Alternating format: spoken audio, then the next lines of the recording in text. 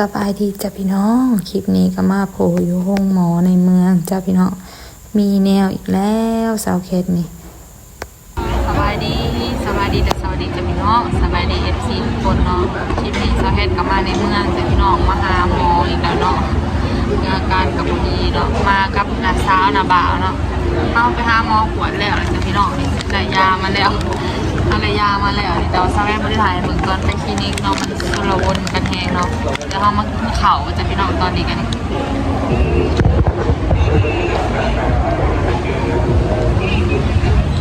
กินข้าวเนาะนี่ข้าวข้าวก็คือข้าวขาหมูเนาะขาหมูกว่าเสือ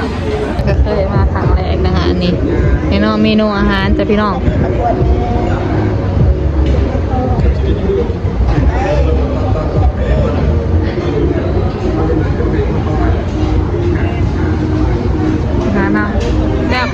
แซ่บบ่ฮัมดูล่ะแซ่บบ่ยกโป้จี้แซ่บกว่าจีนนะดูล่ะกินข้าวขาหมู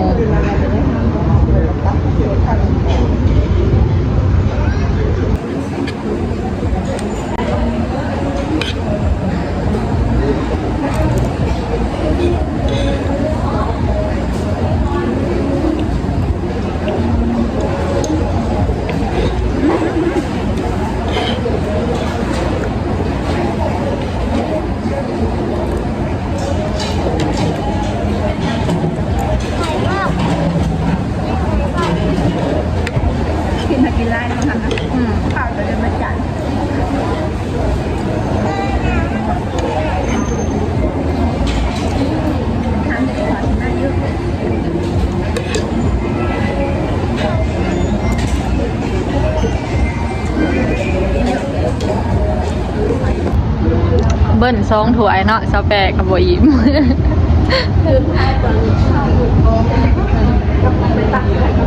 เนาะ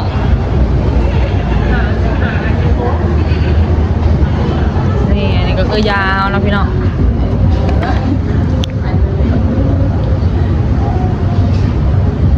คลีนเข้มข้นซึมง่ายแต่ซึมเขาได้ผิวง่ายพี่น้องครับซอยบำรุงผิวกันแบบสบายสำหรับผู้ใดอยากจะเอาไปเบิ่งแย่งผิวหน้านะครับนอกจากนั้นครับนอกจากแอดตาเซียนบำรุงผิวหน้าแล้วก็ยังมีสินค้าน้องใหม่นะครับออกมาใหม่สบายดีจ้ะพี่น้องคลิปต่อจ้าเป็นกำลังนอนเนาะตื่นตัวเองนะดูตาหน่อยกำลังจะนอนเอากลับมาเรื่องอะไรนะพี่น้องคลิปต่อแล้วก็ถ่ายไปน้อยเดียวหนึ่งเนาะจะกลับไปหาหมอเนาะอยู่ในเมืองแหละไปกับน้าสาวน้าบ่าวเนาะไปตรวจร่างกายยังนะบอกว่าเขาแค่เจ็บตำอึนะพี่น้องเจ็บฉี่ค่ะพอเสียบเขากระจายสีขานี่เนาะแล้วก็ไปกวดเนาะก็เลยได้เอายามากินนะพี่น้องรักษาตัวจ้าเช้าน้อยวิตานอนเว้นจ้ะนอนเว้นนอนกลางวัน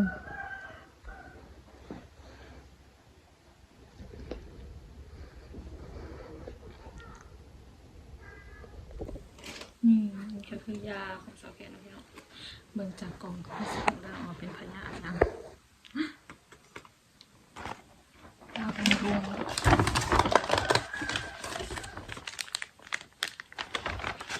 เอาไปหาหมอมาจากนักก็จะได้ขอเลือดยังไงเลือดแล้วก็ทำกระเต้าอย่างเบิ่งโตเบิ่ง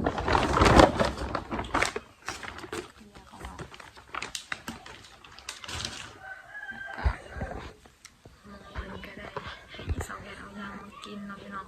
เพราะว่าโซแคทมันมีอาการเกี่ยวกับ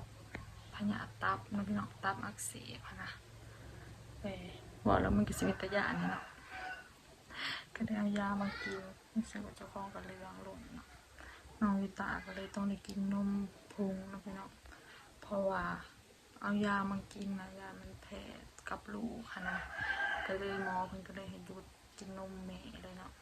ก็เลยได้ออกนมก็เลยกินนมพงจะได้ก็ได้ซื้อนมเล็กตัวยิ่งนำให้น้องกินให้น้องยูตาอะไรให้ลูกสาวแคทนี่แหละเนาะมันก็เป็นนมที่แบบว่าราคาก็ถ ถือแล้วก็เจ้าก็บอกกันนี่เนาะพวกเขาบ่หลายตรงนี้เอายามากินแล้วพี่น้อง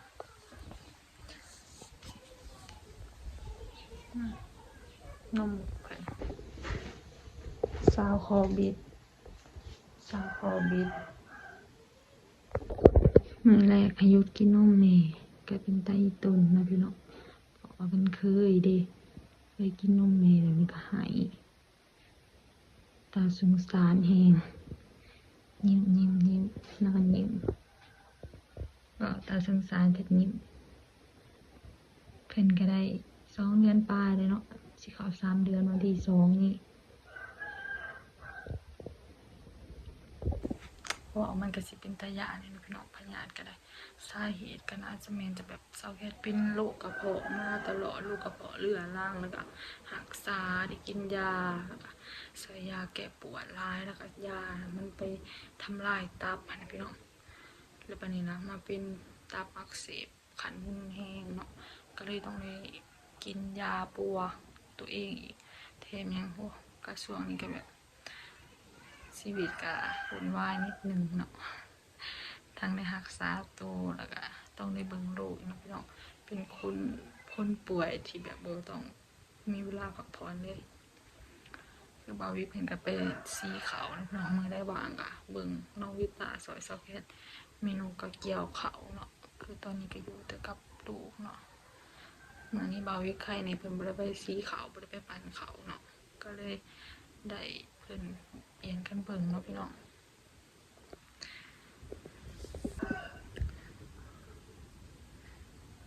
ทั้งนมแพมเพิร์ส